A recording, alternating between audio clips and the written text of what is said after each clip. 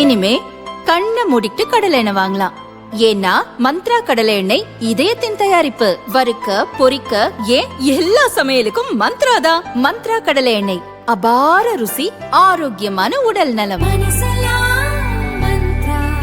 ரொம்ப டயர்டா இருக்கு. இயற்கையான டேட்ஸ், பாதாம், பிஸ்தா, கேஷு அண்ட் ஹனி கொண்டு தயாரிக்கப்பட்ட lion date nut bites. Maharashtra, Odisha, Bihar, Chhattisgarh, Haryana, Assam, Tamilakam, மேற்கு வங்கம், தெலங்கானா, இமாச்சல பிரதேசம் என 10 மாநிலங்களில் உள்ள ராஜ்யசபா எம்பிக்கள் 37 பேர் ஏப்ரல் மாதம் ஓய்வு பெறுகின்றனர். இந்த காலியிடங்களுக்கான தேர்தல் மார்ச் 16 நடக்க உள்ளது.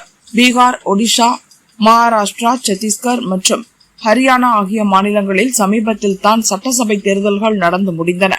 அங்கு பாரதிய ஜனதா அதிக பெரும்பான்மையுடன் வெற்றி பெற்றதால் தேசிய ஜனநாயக கூட்டணி வலுவாக உள்ளது. மகாராஷ்டிராவில் மொத்தம் 7 இடங்களுக்கு தேர்தல் நடக்க உள்ளது.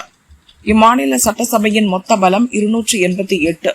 இதில் 131 பேர் பாரதிய ஜனதா எம்எல்ஏக்கள். எனவே அங்கிருந்து 6 ராஜ்யசபா இடங்களை பாரதிய ஜனதா கூட்டணி கைப்பற்றுவது உறுதி. மீதமுள்ள ஒன்றை எதிர்க்கட்சிகள் ஓரணியாக நின்றால் மட்டுமே வெல்வது சாத்தியம். இன்னொரு மாநிலம் பீகார். அங்கு 5 ராஜ்யசபா இடங்களுக்கு தேர்தல் நடக்க உள்ளது. அங்குள்ள சட்டசபை தொகுதிகள் 243. இதில் பாரதிய ஜனதா மட்டும் 89. கூட்டணி பலம் 133 உள்ளது. போதுமான பலம் இல்லாததால் ராஷ்டிரிய ஜனதா தளம் தற்போதுள்ள 2 எம்பிக்களையும் இழக்கப் போகிறது.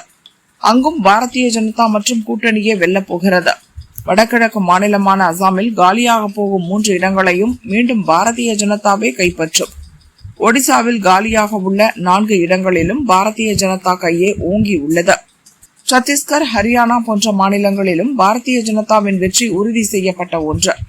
காங்கிரஸை பொறுத்த அளவில் இமாச்சல் பிரதேசம், தெலங்கானா, சத்தீஸ்கர் மற்றும் ஹரியானா மாநிலங்களிலிருந்து 4 எம்பிக்களை மட்டுமே பெற வாய்ப்புள்ளது.